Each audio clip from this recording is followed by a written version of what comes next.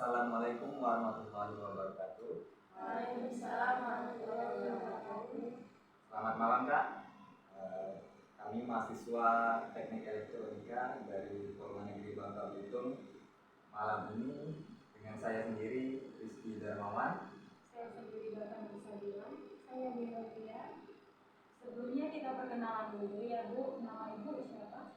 Nama saya Amalia Rahmatianti. Panggil saya Ibu Amel. Ibu sebagai apa? Saya seorang guru BK. Saya bertugas di SMA 1 Lubuk Besar.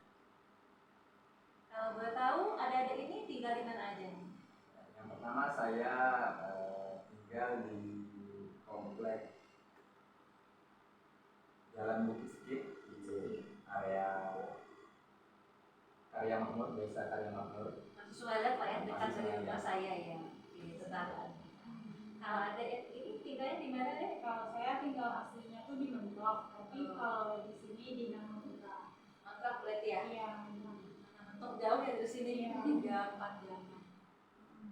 Semangat ya. Semangat. Kalau adik ini tinggal di mana deh? Kalau saya sendiri tinggal di Simpang Bu. Sempat. Bolak-balik atau ngontrak? Bolak-balik ke jalan itu. Terlalu jauh ya. Oke, nah hari ini ada apa yang kedatangan di sini kalau Ibu boleh tahu? Baik, hari ini kedatangan kami menemui Ibu untuk mewawancarai mengenai demokrasi dan kebebasan berpendapat. Oke, yang pertama saya ingin bertanya masalah apa itu demokrasi. Menurut para ahli, demokrasi itu bentuk pemerintahan yang dimana di dalamnya terdapat hak warga negara untuk melakukan kebebasan berpendapat. Nah, menurut Ibu sendiri, gimana sih demokrasi itu?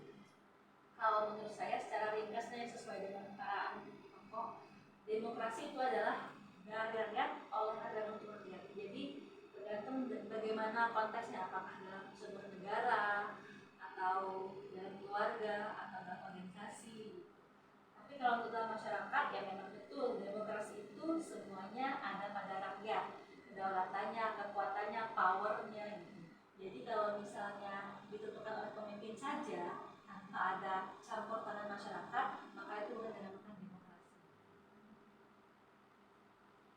Sebelumnya izin Bu, saya juga wawancara Ibu. Apa sih contoh-contoh demokrasi itu yang di dalam masyarakat? Berarti ini masyarakat ya konteksnya ya. Ya. Kalau bernegara sama yang lain kan beda. Kalau dalam bermasyarakat itu kita bisa lihat contohnya seperti gotong royong. Kadang-kadang sering tuh ya hari Jumat atau Sabtu, kita gotong royong kerja bakti bersama masyarakat. Itu contoh di masyarakat. Kemudian ada juga misalnya nih kita ada acara di kecamatan di kelurahan, kita rapat bersama, kita musyawarah, itu juga contoh dari demokrasi di mana memang kita itu bersama-sama menyatukan pikiran kita, pendapat kita, sehingga memang ditemukan satu keputusan yang mufakat. Itu pun dengan Anda pasti sudah pernah ya kerja bakti atau gotong royong atau ikut rapat gitu ya, itu bentuk-bentuk demokrasi dalam kehidupan kita dalam masyarakat. Selanjutnya aku mau nanya Bu. Oke. Menurut Ibu penting apa sih adanya demokrasi itu? Demokrasi itu sangat penting ya. Kita ini kan negara Indonesia yang sangat kaya dengan suku bangsa, etnis, sehingga memang ada banyak perbedaan. Jangankan dengan orang lain yang berbeda suku, agama dan budaya, kadang kita satu rumah aja, bapak sama ibu sama anak sama adik dan juga beda gitu kan. Itu pun kalian dengan kakak kalian, adik kalian pasti akan berbeda pandangan gitu. Apalagi kita memang berbeda suku bangsa, daerah, latar belakang, sangat sekali perbedaan. Sehingga memang diperlukan demokrasi ini agar ditentukan untuk satuan sehingga itu nggak terpecah belah seperti itu. Jadi sangat penting untuk meningkatkan persatuan dan kesatuan kita dalam manusia. Baik, selanjutnya akan saya lanjutkan pertanyaannya. Menurut Ibu, bagaimana kepribadian seorang pemimpin yang memegang teguh asas demokrasi? Menurut saya, seorang figur pemimpin yang bisa memunculkan demokrasi yang baik itu salah satunya adalah yang pertama itu adil ya. Jadi pemimpin adil ini kan bisa memberikan layanan secara adil tanpa dia memandang siapa memberikan mengamanahkan tugasnya dengan adil lah. Karena kalau misalnya kita di situ jadi pemimpin kan, kita lihat orang, oh dia siapa kita bantu, oh dia bukan siapa kita nggak bantu, kan kita nggak boleh seperti itu ya. Jadi itu adil yang pertama. Kemudian juga jujur amanah ketika dia menjalani tugas, ketika dia menjalani pekerjaan, ya harapannya bisa dilakukan dengan baik. Tapi ketika gagal ya berarti bukan pemimpin yang demokratis. Dan juga terbuka.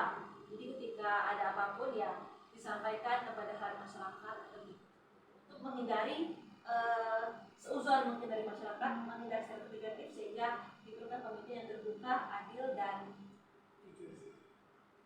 Nah, Ibu, saya akan melanjutkan lagi pertanyaan dari saya permasalahan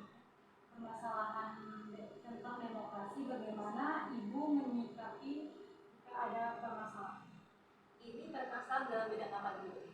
Apakah dalam lingkungan masyarakat atau lingkungan negara atau lingkungan keluarga atau bahkan sekolah? Karena saya kan seorang guru BK yang bertugas di sekolah aja ya. Kalau saya sih masyarakat Ya. Kalau dalam masyarakat ini misalnya apa contoh masalah? Kan banyak nih, ada yang mungkin ada yang curang mungkin dalam pemilu, atau mungkin ada yang berantem di masyarakatnya, nggak satu kesatuan atau gimana? contohnya yang Keluarga ya. Jadi misalnya mungkin ada perbedaan ya antara para anggota keluarga gitu ya. Salah satu saya dapat dilakukan dengan cara musyawarah ya, agar ditemukan mufakat. Jadi ketika memang ada perbedaan antara anggota keluarga, berbeda sudut pandang, baiknya dipertemukan, diobrolkan secara terbuka, sehingga ditemukanlah jalan keluar yang sama-sama enak dua-duanya. Jadi nggak cuma satu aja yang enak, satunya enggak, tapi dua sama-sama enak agar nyatu lagi, agar tidak tercecer. Musyawarah itu solusinya. Selanjutnya Bu, bagaimana respon Ibu apabila ada orang yang ingin menyalurkan pendapat kepada Ibu? Jangan kepada saya ya. Kalau kepada saya misalnya biasanya siswa itu kan sering kadang-kadang ada masalah di kelas ini gitu kan. Tapi takut ngomong ke saya. Biasanya kalau kami ini di BK kami siapkan kotak masalah. Itu salah cara-caranya. Ataupun bisa ada yang langsung ngomong, Bu, anak sudah ada yang merokok Bu, gitu. Kami kita lanjuti. Jadi banyak cara untuk demokrasi. Atau bahkan ada yang takut bisa WA ke saya, Bu, kami suka ada yang pacaran di kelas Bu, namanya ini. Jadi banyak caranya, ada yang lisan, ada yang tulisan, atau ada yang WA, ada yang langsung, banyak caranya. Baik, selanjutnya Bu, menurut Ibu prinsip demokrasi yang berlaku universal itu bagaimana? Prinsip demokrasi kalau menurut saya tergantung konteksnya ya. Tapi kalau secara umum ya, secara universal itu tentunya tadi seperti jujur, amanah, bertanggung kepada rakyat, di mana memang kekuasaan utama itu kita ada pada rakyat, pada mayoritas lah gitu.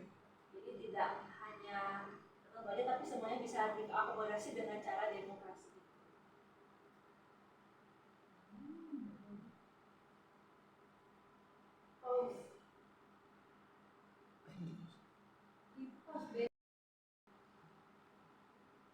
Baik Bu, saya akan melanjutkan lagi pertanyaan dari saya. Ketika Anda memiliki masalah, bagaimana mengungkapkan masalah dan menyalurkan kendali? Ini masalahnya dalam konteks apa dulu ya? Apakah di masyarakat, atau di keluarga, atau di tempat biasa, di sekolah, atau bagaimana? Mungkin di tempat Ibu di sekolah. Jadi di sekolah kami ketika ada masalah, saya sebagai guru BK biasanya membacakan kepada anak saya, kepada bapak-bapak kepala sekolah, kepada kepala sekolah. Ketika memang ditemukan solusinya ya selesai. Tapi kalau belum selesai kita naik ke dinas pendidikan sampai ke yang atas itu. Tapi kalau untuk di masyarakat, misalnya memang kita ada apa kita melapornya itu ke DPR gitu, menyampaikan pendapat kita. Itu kalau masyarakat. Tapi kalau kembali lagi kita dari saya di sekolah, saya pasti ngomongnya tidak ada masalah. Kalau ini bagaimana di sekolah? Saya bertanya di sekolah. Kalau di tempat kuliah ya? Iya. Kalau di tempat kuliah sih permasalahan dalam Demokrasinya siapa biasanya ngobrol? biasa ngobrolnya sih itu masalah. Ada juga sih kotak salam gitu. Ya ada ya, sama dengan sekolah berarti ya. Ada kotak salam ketika menanya sesuatu kan. lebih mendem ya, iya pinjamannya mendem, cari yang kira-kira kita. Karena dewasa nih kadang merasa banyak gak percaya gitu sama orang. Begitu saya diisikan. Iya, diri sendiri. Nah, ada lagi yang mau ditanyakan? Mungkin pertanyaan terakhir Bu dari Ya, saya. silahkan. Andai kata ada kita memiliki pemimpin nih yang tidak jujur, nah, dari warganya kemana ingin mengadukan permasalahan perbedaan pendapat, andai kata pemimpinnya itu licik atau tidak jujur. Oke, nah ini sangat menarik sekali ya pertanyaannya. Jadi sebagai warga negara kita ketika kita menemukan pemimpin yang kurang baik menurut kita ya, yang pertama kita menemukan bukti dulu nih. Jadi kita memang nggak bisa asal bicara gitu kan. Ketika kita sudah menemukan buktinya, kita bawa buktinya kita bisa laporkan ke anggota DPR atau ke ombudsman atau bahkan ke kepolisian, tapi jarang ya biasanya langsung ke anggota DPR itu kita bicarakan karena kita kan punya wakil rakyat di sana. Kita sampaikan bukti kita, nanti akan mereka tidak lanjuti. Tapi harapan kita ya semoga semua pemimpin adalah pribadi orang jujur semua. Mungkin dari teman-teman ada yang ingin menambahkan? Baik, cukup sekian wawancara kami kepada Ibu. Apabila ada salah kata, kami mohon maaf. Kepada Allah, kami mohon ampun. Wabillahi taufiq wal hidayah. Wassalamualaikum warahmatullahi wabarakatuh. Waalaikumsalam.